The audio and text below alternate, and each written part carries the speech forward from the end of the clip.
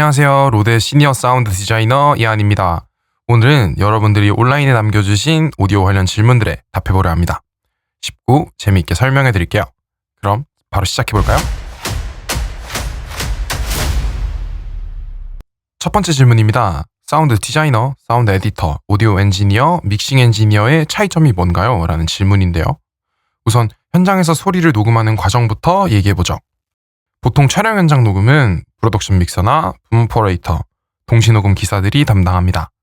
이렇게 현장에서 소리를 녹음하고 나면 당연히 후반 작업 과정으로 넘어가게 되는데요. 음향부서에서 이 소리를 가장 먼저 만지는 팀이 바로 사운드 에디터입니다. 에디터들은 주로 오디오의 모든 잡음을 깨끗하게 정리하는 역할을 해요. 현장에서 녹음된 다양한 테이크와 소스들을 일일이 확인하면서 가장 좋은 테이크와 최상의 소스를 골라내죠. 반면 사운드 디자이너는 음향 부서의 수장이라고 볼 수 있습니다. 소리를 통해 콘텐츠의 메시지를 어떻게 창의적으로 전달할지 고민하죠. 오디오 엔지니어는 사실 좀 넓은 의미로 쓰이고 있는데요. 오디오나 오디오 제작을 잘 이해하고 기술적인 관점에서 참여하는 모든 사람을 뜻합니다. 그리고 믹싱 엔지니어는 작품의 전반적인 최종 믹싱 형태를 잡는 역할을 합니다. 후반 작업에서는 대사, 음악, 효과음 등 온갖 종류의 다양한 효과들이 추가되는데요. 이 모든 소리를 하나로 모으고 밸런스를 잘 맞춰서 청취자가 완성된 결과물을 명확하게 듣고 이해할 수 있도록 만듭니다. 다음 질문입니다. 평소에는 제 목소리가 괜찮게 들리는데 녹음해서 들어보면 너무 이상하게 들려요. 다른 사람들도 제 목소리를 이렇게 듣는 건가요? 아주 흔한 경험입니다.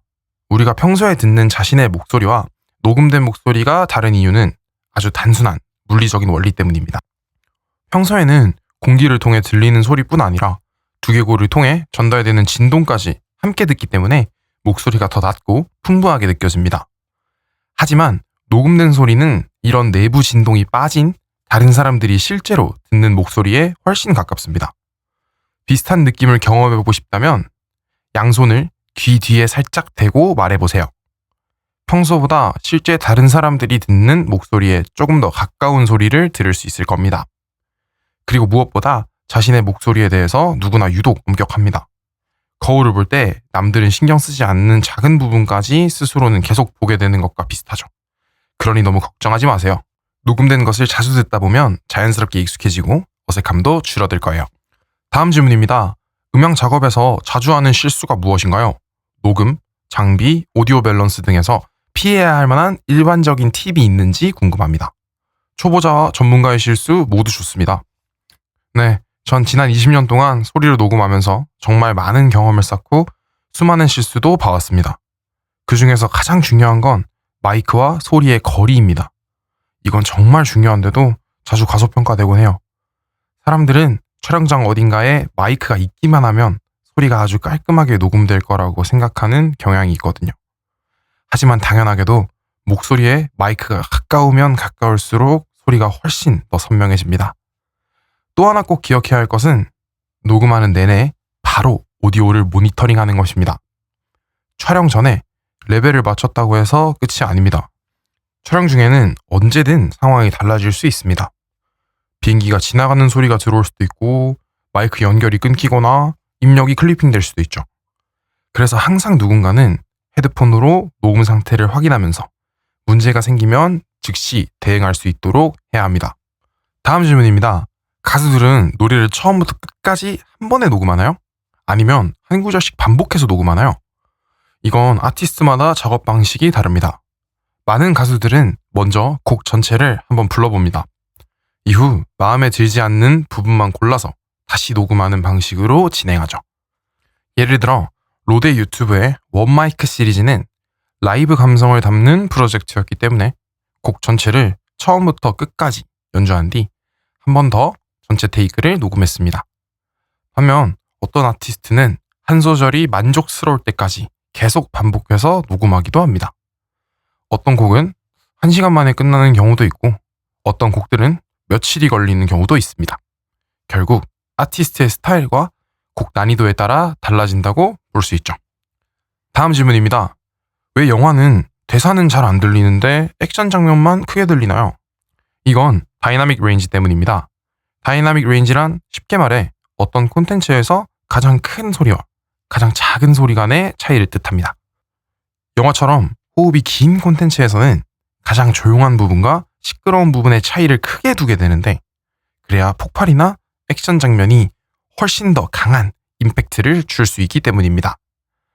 하지만 집에서 영화를 볼 때는 조금 불편할 수도 있습니다. 대사가 나오면 볼륨을 올리고 액션 장면이 나오면 다시 줄여야 하는 경우가 많죠.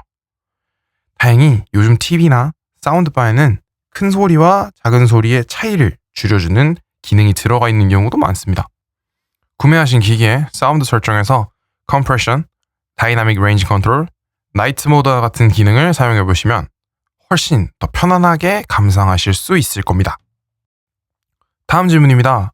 영화에서 사운드 녹음을 맡게 됐는데 편집자가 어떤 오디오 파일이 어떤 테이크인지 쉽게 알 수 있도록 하려면 어떻게 해야 하나요?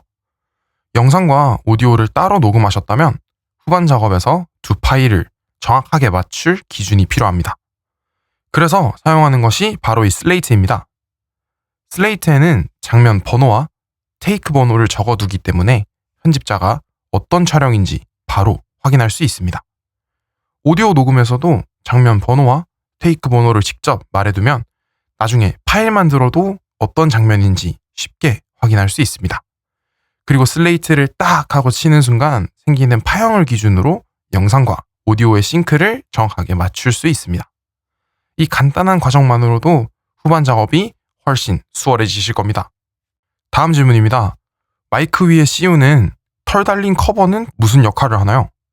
아마 이런 액세서리를 말씀하시는 것 같네요. 이건 팝필터, 윈드쉴드 또는 업계에서 흔히 데드캣이라고 부르는 제품입니다. 마이크 종류에 따라 크기와 모양은 다르지만 역할은 모두 같습니다. 바람이 마이크 캡슐에 직접 닿는 것을 막아주죠. 마이크 캡슐은 아주 민감하기 때문에 바람이 직접 닿으면 우웅 하는 저음 노이즈가 생기거나 소리가 심하게 왜곡될 수 있습니다. 이때 윈드실드가 바람을 분산시켜주면서 이런 문제를 크게 줄여줍니다. 실외에서 부는 바람은 물론이고 사람이 가까이에서 말할 때 생기는 바람도 막아주기 때문에 야외 촬영에서는 거의 필수적인 장비라고 할 수 있습니다. 다음 질문입니다.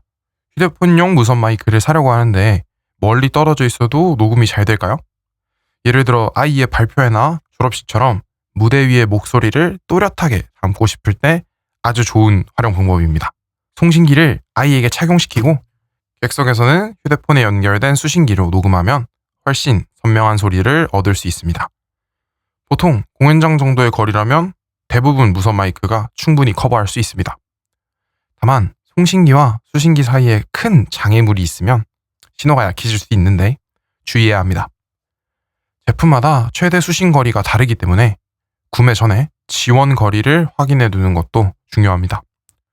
조건만 잘 맞는다면 훨씬 더 또렷한 추억을 남기실 수 있을 거예요. 다음 질문입니다. 겨울 외투나 목도리를 입은 배우에게 라발리에 마이크를 어떻게 설치하면 좋을까요? 맞습니다. 두꺼운 겨울옷 안에 마이크를 넣으면 소리가 답답하고 먹먹하게 들리기 쉽습니다. 그래서 가장 중요한 건 마이크 캡슐이 최대한 가려지지 않도록 하는 것입니다. 목도리 끝이나 비니 가장자리처럼 자연스럽게 숨길 수 있는 위치를 활용하면 도움이 됩니다. 가능하면 마이크 캡슐이 바깥을 향하도록 설치해보세요. 그래야 옷감에 막혀 소리가 둔해지는 현상을 줄일 수 있습니다. 또 하나 중요한 것은 옷과 마이크가 계속 스치지 않도록 하는 것입니다. 배우가 움직일 때 옷이나 외투가 마이크를 문지르면 잡음이 생길 수 있기 때문입니다. 녹음할 때 완벽한 답은 없지만 캡슐을 최대한 노출시키고 마찰을 최소화하는 것이 가장 좋은 해결책입니다. 다음 질문입니다. 첫 단편 영화를 촬영하려고 합니다. 로데 비디오 마이크 고2가 있는데 카메라에 장착해서 녹음하는 게 좋을까요? 아니면 붐마이크로 따로 녹음한 뒤 후반 작업에서 싱크를 맞추는 게 좋을까요? 가장 중요한 건 역시 마이크와 배우의 거리입니다. 배우가 카메라 가까이에 있다면 카메라에 마이크를 장착해 바로 녹음하는 것도 좋은 방법입니다. 영상과 오디오가 함께 기록되기 때문에 후반 작업도 훨씬 간단해집니다. 반대로 배우가 카메라에 멀리 떨어져 있거나 움직임이 많은 장면이라면 붐마이크를 사용하는 것이 훨씬 효과적입니다. 붐마이크를 배우 가까이에서 따라 움직이면 어떤 장면에서도 일정하고 선명한 소리를 담을 수 있습니다. 다만 붐마이크는 별도의 레코더에 녹음하는 경우가 많기 때문에 후반 작업에서 영상과 오디오를 맞춰야 합니다. 이럴 때는 슬레이트 보드나 클래퍼 보드를 사용해 싱크 포인트를 만들어두면 훨씬 작업이 수월해지실 겁니다. 다음 질문입니다. 팟캐스트를 시작하려면 어떻게 해야 하나요? 쉽게 설명해 주세요. 사실 팟캐스트에서 가장 중요한 건 장비보다 좋은 아이디어와 좋은 대화입니다. 처음부터 비싼 장비를 준비할 필요는 없습니다. 우선 휴대폰으로 녹음해보세요. 직접 들어보면서 내 콘텐츠가 재밌는지, 계속 이어갈 만한 주제인지 확인하는 것이 중요합니다. 좋은 콘텐츠라는 확신이 생겼다면 그때부터 장비를 하나씩 업그레이드 해보세요. 다음 질문입니다. DAW가 뭔가요? 어떤 프로그램을 사용하시나요? DAW는 디지털 오디오 워크스테이션의 약자로 오디오를 녹음하고 편집하는 믹싱 프로그램입니다. 영상 편집 프로그램에도 기본적인 오디오 기능은 있지만 전문적인 편집과 믹싱을 하려면 DAW를 사용하는 것이 훨씬 유리합니다. 저는 프로툴을 사용하고 있습니다. 업계에서 가장 널리 사용되는 프로그램 중 하나지만 그게 정답은 아닙니다. 무료 버전이나 체험판을 제공하는 DAW도 많으니 여러 프로그램을 직접 사용해 보시고 자신에게 맞는 걸 선택해 보세요. 다음 질문입니다. 컴프레서와 노이즈 게이트는 어떻게 사용해야 하나요? 먼저 컴프레서부터 말씀드리겠습니다. 컴프레서는 큰 소리와 작은 소리의 차이를 줄여 전체적인 볼륨을 일정하게 만들어주는 도구입니다. 덕분에 대사나 보컬처럼 볼륨 변화가 있는 소리도 훨씬 안정적으로 들리게 됩니다. 저 역시 대부분의 작업에서 컴프레서를 사용합니다. 반면 노이즈 게이트는 조금 더 신중하게 사용하는 것이 좋습니다. 설정을 너무 강하게 하면 소리가 갑자기 뚝뚝 끊어지는 것처럼 부자연스럽게 들릴 수 있기 때문입니다. 저도 사용하더라도 아주 약하게만 적용하는 편입니다. 후반 작업에서 해결하려 하기보다 처음부터 깨끗한 환경에서 좋은 소리를 녹음하는 것이 가장 중요합니다. 좋은 녹음이 최고의 보정이니까요. 다음 질문입니다. 마이크를 추천해 줄 수 있을까요? 물론입니다. 사운드캣에 방문하시면 무선 마이크, 스튜디오 마이크, 팟캐스트용 마이크 등 다양한 제품으로 만나보실 수 있습니다. 필요에 맞는 제품을 찾아보고 필요하시면 상담받으세요. 마지막 질문입니다. 로데에 직접 문의하려면 어떻게 해야 하나요? 로데에서는 24시간 고객 지원 서비스를 운영하고 있어요. 하지만 한국어 서비스를 받으시려면 사운드캣에서 상담받으실 수 있습니다. 그리고 헬프사운드넷에서 AS 접수를 하실 수도 있어요. 오늘 답변해드린 내용처럼 궁금한 점이 있다면 언제든 댓글로 남겨주세요. 여러분의 질문을 기다리고 있겠습니다. 그럼 구독과 좋아요, 알림 설정까지 해주시고 다음 영상에서 찾아뵙겠습니다.